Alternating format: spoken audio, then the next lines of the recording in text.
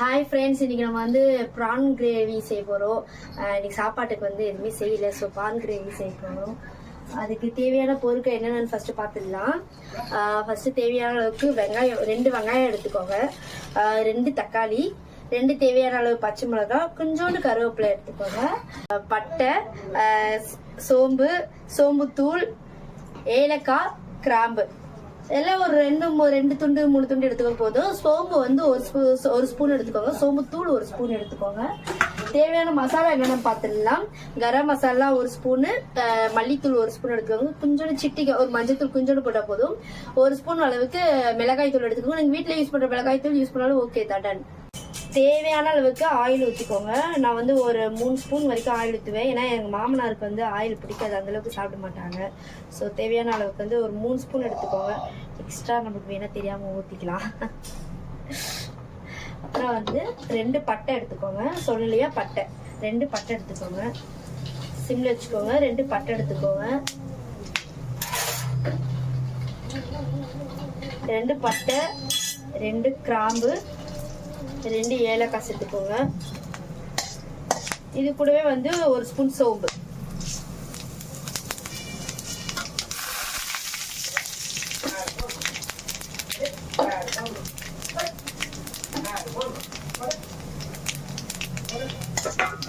சிம்லேயே வச்சுக்கோங்க ஃப்ரெண்ட், ஏன்னா உடனே வந்து ஏலக்காய் வந்து இதுவாயிடும். சிம்லேயே வச்சுக்கோங்க.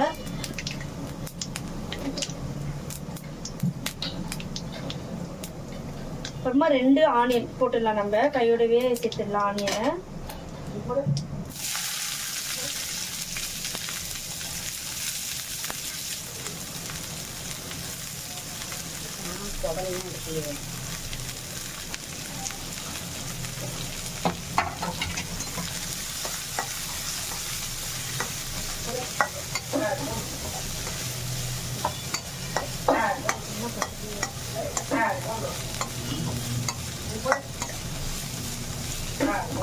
இது கொஞ்ச நேரம் வேகட்டும். நல்லா கோல்டன் கலர்ல வர வரைக்கும் நல்லா வேக விடுங்க. ஹாய் ஃப்ரெண்ட்ஸ், வெங்காயம் வந்து நல்லா இந்த மாதிரி கோல்டன் கலர்ல வர வரைக்கும் நல்லா இது பண்ணிக்கோங்க. நான் இங்கே நின்றுட்டேன்னா நம்மளது அளவு கொஞ்சம் அதிகமாக இருக்கும், அதனால நான் பக்கத்துலேயே நின்றுட்டு எங்கே தீஞ்சிட போகுதுன்ட்டு. கொஞ்சோண்டு இதுக்கு தேவையான அளவுக்கு கொஞ்சோண்டு கருவேப்பிலை எடுத்துக்கோங்க, போதும். இவ்வளோண்டு கருவேப்பிலை இருந்தால் போதும் உங்களுக்கு.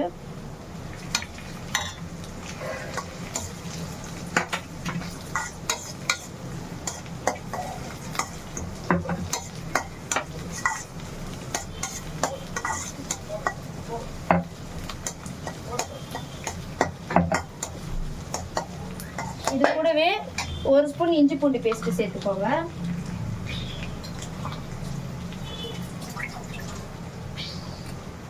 இது கூட தேவையான அளவு ஒரு ஸ்பூன் போதும், 1 ஸ்பூன் இஞ்சி பூண்டு பேஸ்ட்.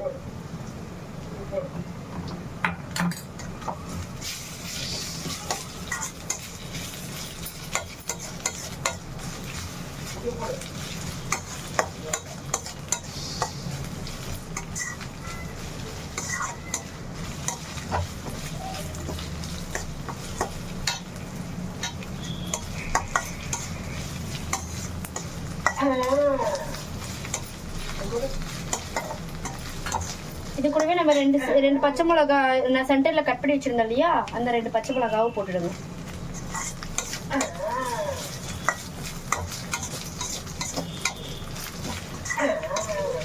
கலரி விட்டுட்டே இருங்க, ஏன்னா தீஞ்சிடும், அடி பிடிச்சிட போகுது.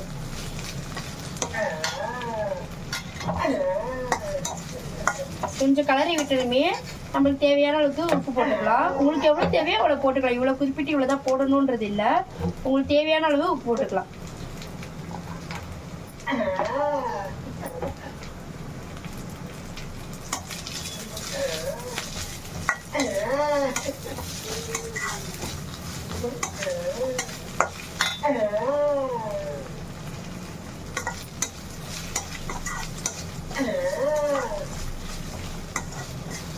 சால்ட் போட்டு நல்லா ஒரு 5 நிமிஷம் நல்லா கலரி விடுங்க.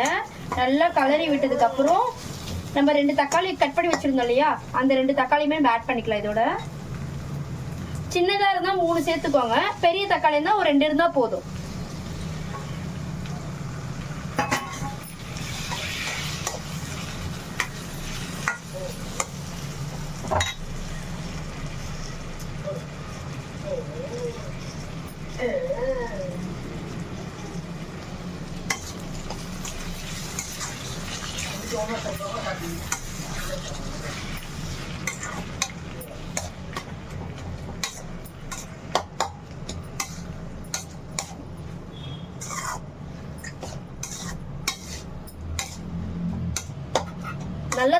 வந்து கலரி விட்டுட்டே இருங்க. அது கொஞ்சம் நல்லா மசிஞ்சிடணும். மசிஞ்சதுக்கு அப்புறம் நம்ம என்னென்ன மசாலா போடலாம்னு சொல்றேன்.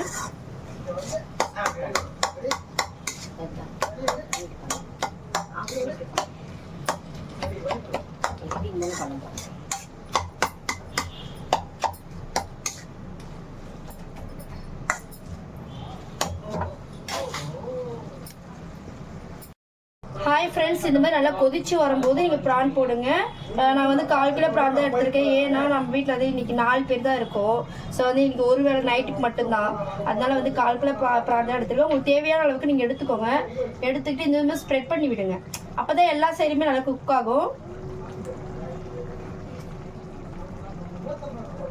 இது கொஞ்சம் சின்ன சின்ன இறாதா ஃப்ரெண்ட்ஸ், அதனால வந்து ரொம்ப கலரி விட்டுறாதீங்க. லைட்டாக கலரி விட்டிங்கன்னா போதும். இல்லைன்னா வந்து மசிஞ்சிச்சுன்னா அப்படியே தக்காளி தொக்கு மாதிரி அப்புறமே யாருமே சாப்பிட முடியாது. ஏன்னா நாங்கள் ஒரு தடவை அப்படிதான் பண்ணோம். என்ன ஆயிடுச்சுன்னா ஃபுல்லாகவே மசிஞ்சிடுச்சு, வேஸ்ட் ஆகிடுச்சு. அப்புறமா சரி வேற என்ன பண்ணுறது, இட்லிக்கு சப்பாத்திக்கு அது மாதிரி தான் வச்சு சாப்பிட்டோம். 2 நாள் வச்சு காலை நைட்டு வச்சு சாப்பிட்டுட்டோம். நைட்டு செஞ்சு தான் நைட்டு வச்சுட்டு காலையிலேயே கொஞ்சம் அப்படியே வச்சுட்டு சாப்பிட்டுட்டோம்.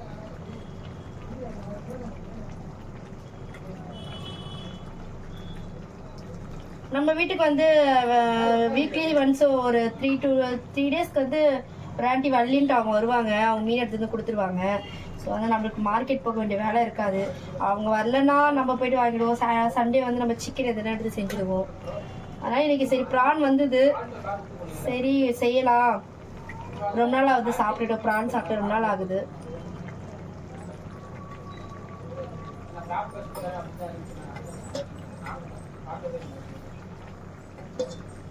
நீங்கள் அன்னன்னைக்கே வாங்கி அன்னன்னைக்கே சாப்பிடுங்க ஃப்ரெண்ட்ஸ். ஏன்னா ஃப்ரிட்ஜில் வச்சு சாப்பிட்டா ரொம்ப எல்லாருக்குமே வந்து இன்ஃபெக்ஷன் ஆகும்.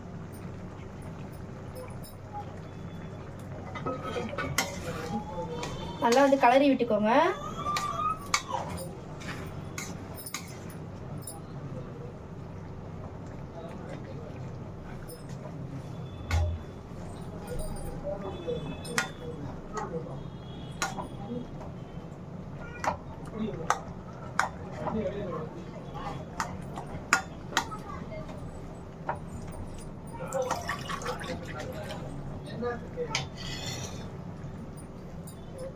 எங்களுக்கு இன்னும் கொஞ்சம் தண்ணியே வேணும். அதனால் நான் இன்னும் கொஞ்சம் தண்ணி சேர்த்துக்கிறேன்.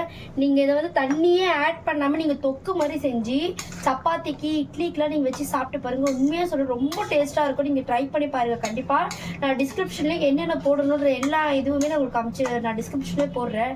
நீங்கள் ஒரு தடவை கண்டிப்பாக ட்ரை பண்ணி பாருங்கள். கண்டிப்பாக டேஸ்டியாக இருக்கும். உங்கள் வீட்டில் இருக்க எல்லாருக்குமே பிடிக்கும். இது நல்லா கொதிக்கட்டும். நம்ம வந்து ஒரு பிளேட் வச்சு மூடி வச்சிடலாம் நல்லா கொதிக்கிறதுக்காக.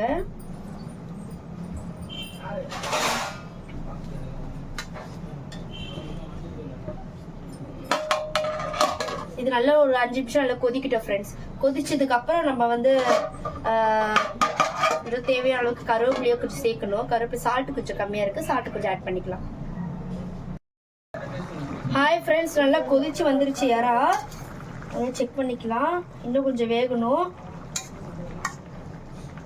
இந்த வேகிற டைம்ல கொஞ்சம் சால்ட் கொஞ்சம் கம்மியா இருக்கு.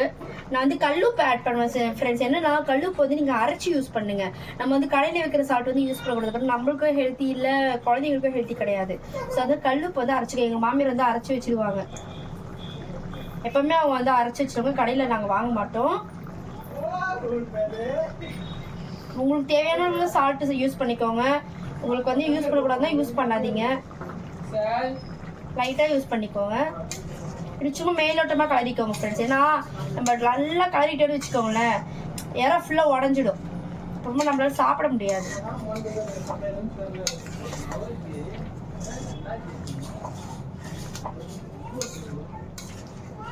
நான் சும்மா இப்படி மேலோட்டமாக தான் கலருவேன். நீங்கள் தண்ணி ஊற்றுறேன்னா நல்லா தொக்கு மாதிரி வரும் ஃப்ரெண்ட்ஸ். அதனால வந்து தண்ணி ஊற்ற தேவையில்லை. உங்களுக்கு தேவைன்னா இட்லிக்கு எல்லாத்துக்குமே நீங்கள் வச்சு சப்பாத்திக்கெலாம் நீங்கள் வச்சு சாப்பிட்டீங்கன்னா செம்மையாக இருக்கும். அதை ட்ரை பண்ணி பாருங்க. இப்போ இந்த டைம்ல வந்து நம்ம என்ன பண்ணலாம், கொஞ்சோண்டு கருவேப்பிலை வந்து இப்படி கிள்ளி சேர்த்துக்கலாம். கொஞ்சம் வாசனையா இருக்கும்.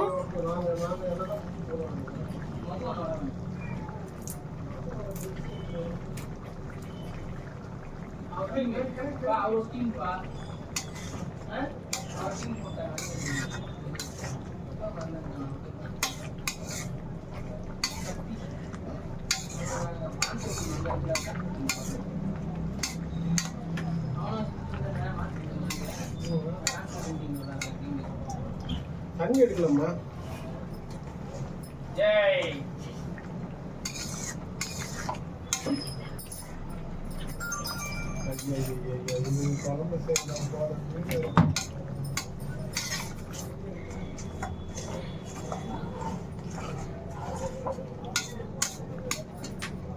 அவ்வளோதான் ஃப்ரெண்ட்ஸ், முடிஞ்சிருச்சு. இது நல்லா கொஞ்சம் கொதிச்சு வந்தாலே கொஞ்சம் இறா கொஞ்சம் வெந்திருக்கும். இன்னும் கொஞ்சம் நல்லா வேகட்டும், நல்லா கோல்டன் கலரில் வரும். ஏன்னா நம்ம குழம்பு வர செய்கிறோம் இல்லையா. நான் உங்களுக்கு இதை வந்து தொக்காவும் செஞ்சு ஒரு நாள் காமிக்கிறேன். இன்னும் நல்லா டேஸ்ட்டாக இருக்கும். நீங்கள் ட்ரை பண்ணி பாருங்களேன் ஒரு தடவை. தண்ணி மட்டும் யூஸ் பண்ணாதீங்க, சும்மா ஜஸ்ட் தெளிச்சு விட்டுக்கோங்க போதும். இது நல்லா கொதிச்சு வரட்டும் ஃப்ரெண்ட்ஸ்.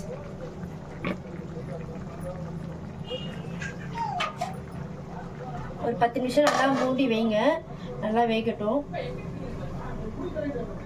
ஃப்ரெண்ட்ஸ். இப்போ வந்து நம்ம ஸ்டவ் ஆஃப் பண்ணிடலாம். எனக்கு நல்லா இந்த மாதிரி தண்ணியாக இருந்தால் போதும், எனக்கு குழம்பா தான் வேணும் லைட்டாக.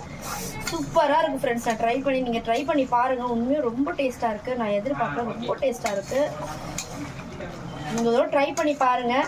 ட்ரை பண்ணி பார்த்து சொல்லுங்கள். டிஸ்கிரிப்ஷனில் நான் எல்லாமே ஷேர் பண்ணுறேன். உங்களுக்கு என்னென்ன போடணுன்றதை ஷேர் பண்ணி விடுறேன். நீங்கள் ட்ரை பண்ணி பாருங்கள், பார்த்துட்டு சொல்லுங்கள். ஒரு நாள் செஞ்சு நீங்களும் எனக்கு கமெண்ட் பண்ணுங்கள். நல்லா கொதிச்சு வந்துச்சு ஃப்ரெண்ட்ஸ். இப்போ தான் இந்த ஸ்டவ் ஆஃப் பண்ணிடலாம். அவ்வளோதான் ஃப்ரெண்ட்ஸ். உங்களுக்கு பிடிச்சிருக்கோன்னு நினைக்கிறேன் நான். நீங்கள் தான் ட்ரை பண்ணி பாருங்கள். அவ்வளோதான் ஃப்ரெண்ட்ஸ். Thank you friends. ரொம்ப சப்போர்ட் பண்ணதுக்கு ரொம்ப தேங்க்ஸ். நீங்கள் ட்ரை பண்ணி பார்த்துட்டு என்னன்னு சொல்லுங்கள். Bye friends.